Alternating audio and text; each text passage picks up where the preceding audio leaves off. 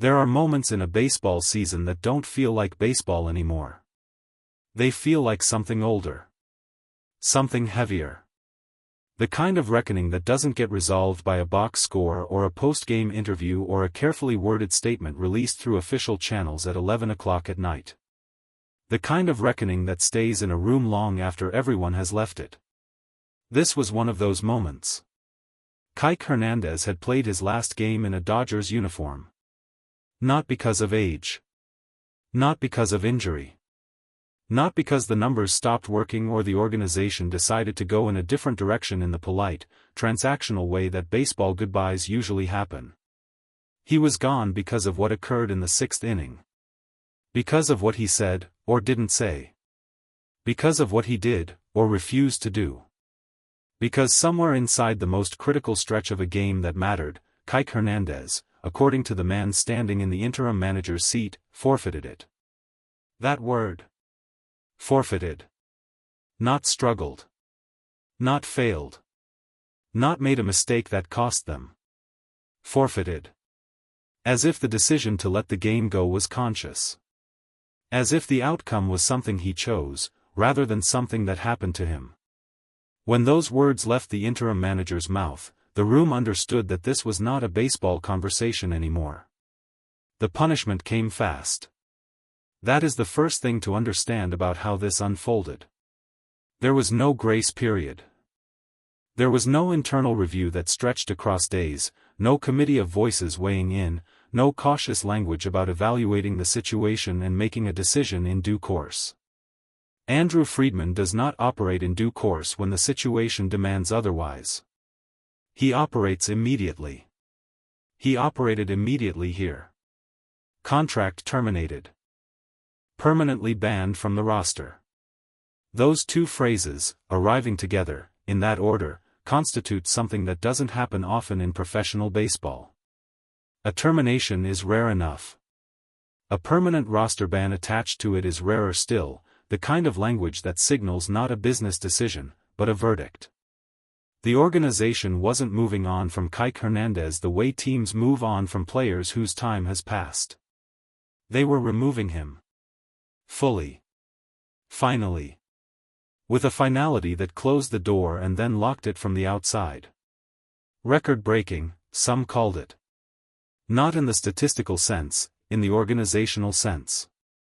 The severity of the punishment, the speed of its delivery, the permanent nature of its language. All of it pointed to something that went beyond a bad inning or a poor at-bat or a moment of poor judgment in a May game against a divisional rival. This was consequence at its most complete form. And somewhere in the middle of all of it was a clash, between Hernandez and Dreyer, that nobody had fully explained yet. Start with the sixth inning. Because the sixth inning is where this story lives. It is where the interim manager's voice hardened. It is where the word forfeited came from. And it is where something happened between Hernandez and Dreyer that, depending on who you believe, either reveals the truth about what went wrong or raises more questions than it answers. The Dodgers were not out of the game. That is the important starting point. They were not being dismantled. They were not facing a deficit so large that the outcome felt predetermined. They were in it, uncomfortable, perhaps, working against a situation that required discipline and execution, but in it. Games like that are won or lost not in the dramatic moments but in the quiet ones. In the moment when a player makes a decision in the field that nobody in the stands notices until they're looking at the final score and trying to work backwards. Something happened in the sixth inning that the interim manager noticed. And what he noticed, what he was willing to describe, after the game, in front of a room full of reporters, using that specific and irreversible word, was that Hernandez had let it go. Had made a choice, whether through body language or execution or something more direct, that communicated to everyone watching that he was no longer fully present in the outcome. Forfeited. That is a word you don't use about a player unless you believe it completely. Because once it's said, it cannot be unsaid.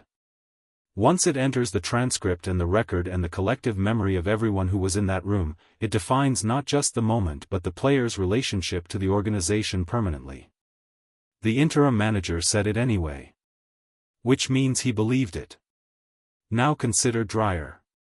Nick Dreyer had been given something that night. A trust. The kind of trust that a pitching staff earns slowly and spends carefully, the opportunity to hold a situation together when the game is in a place where one bad sequence can change everything. He was on the mound. He was working. And somewhere in the middle of that work, in the middle of the sixth inning, the relationship between what he needed from the players behind him and what he received broke down. The clash between Hernandez and Dreyer did not happen in a vacuum. It happened inside a game that mattered. Inside an inning that mattered. Inside a moment when a pitcher working to keep his team alive needed the 10 men surrounding him, in the dugout, on the bases, in the field, to be completely and without reservation committed to the same outcome he was committed to. What he got instead was something else. The details of what passed between them, whether it was words in the dugout, a moment of visible frustration in the field, a disagreement about positioning or execution or effort, have not been fully narrated on the record. Baseball keeps its internal fractures internal for as long as it can. But the shape of the story is clear enough. Two players, occupying the same uniform, the same game, the same inning, and something between them coming apart in a way that the interim manager could see from the dugout and chose to name after the final out. That is the part that matters. Not just that the clash happened, but that it was visible.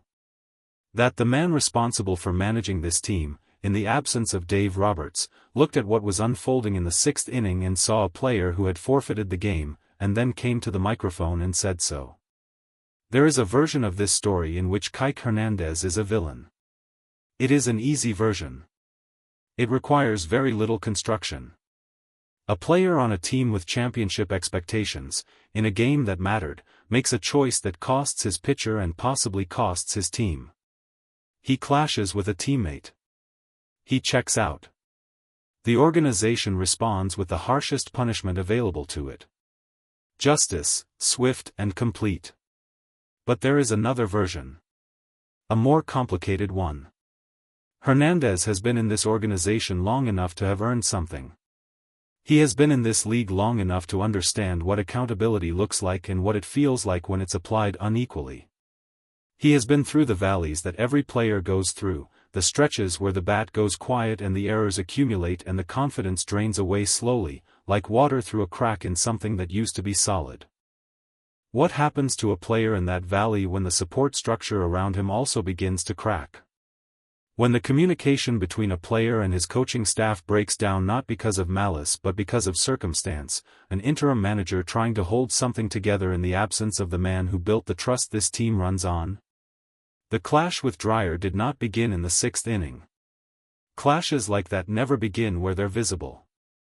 They begin weeks earlier, in quiet moments, in things said and unsaid, in expectations that didn't match reality and conversations that should have happened and didn't.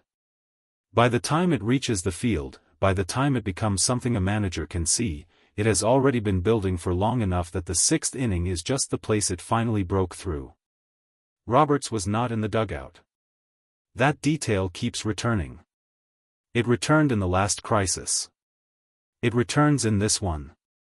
The Dodgers manager, the man who has spent years constructing the culture of accountability and trust that this organization runs on, was absent from the physical space where accountability and trust are tested most directly. The interim manager was there in his place. And the interim manager made decisions, said words, drew lines, used language that cannot be walked back, that Roberts will now inherit when he returns. The permanent ban. The terminated contract. The word forfeited placed permanently in the record next to Kike Hernandez's name. Roberts did not make those decisions. But he will manage inside them. He will walk into a locker room that has seen one of its members removed with finality, that has heard the word forfeited used by a man sitting in his chair, that has watched the sixth inning get dissected in public in a way that players understand as a message about the organization's tolerance, and he will have to figure out what to do with what's left. That is the real difficulty of this moment. Not the punishment itself, but what comes after it. What a locker room does with the knowledge that one of them was not just cut, but judged. Publicly. Permanently. With a language that left no room for interpretation. Every player in that room is now asking the same question. Not about Hernandez, that chapter is closed. But about the standard. About the line. About where struggling ends and forfeiting begins, and who gets to decide, and what happens when the person deciding is not the manager they signed up to play for. Friedman has never been afraid of that question. He has never built his organizations around being liked. He has built them around being right, around making decisions that serve the goal of winning at the highest level, even when those decisions are uncomfortable, even when they produce conversations like this one, even when the language used to justify them is harsh enough to make the room go quiet. The permanent ban is the clearest expression of that philosophy. Not just a release. Not just a DFA. A ban. A door closed so completely that the organization is willing to put the word permanently in the same sentence with Kike Hernandez's future, and stand behind it. That is a signal. Not just to Hernandez, he is no longer the audience for organizational signals. The audience is everyone still in that locker room. Everyone still wearing that uniform. Everyone still climbing into the bus and making the flights and taking the field in games that May doesn't remember but October does. The signal is simple. The standard is real. The word forfeited is not a figure of speech. Somewhere, in the aftermath of all of this, Nick Dreyer is still a pitcher on this team. He went out in the 6th inning and tried to do his job. He tried to hold something together with the tools available to him, his arm, his preparation, the players behind him, and somewhere in that effort, something broke down that was not his fault to fix. He is not the story tonight. He is barely a footnote in the headlines. His name appears next to Hernandez because proximity placed them in the same inning at the moment of fracture. But Dreyer will remember the 6th inning. Not because of how it ended for Hernandez. Because of how it felt to be on that mound, working, competing, believing in an outcome, and to look at the field around him and understand that not everyone standing in that space was as committed to the same outcome as he was. That is the loneliest feeling in team sports. The interim manager gave it a name. Friedman gave it a consequence.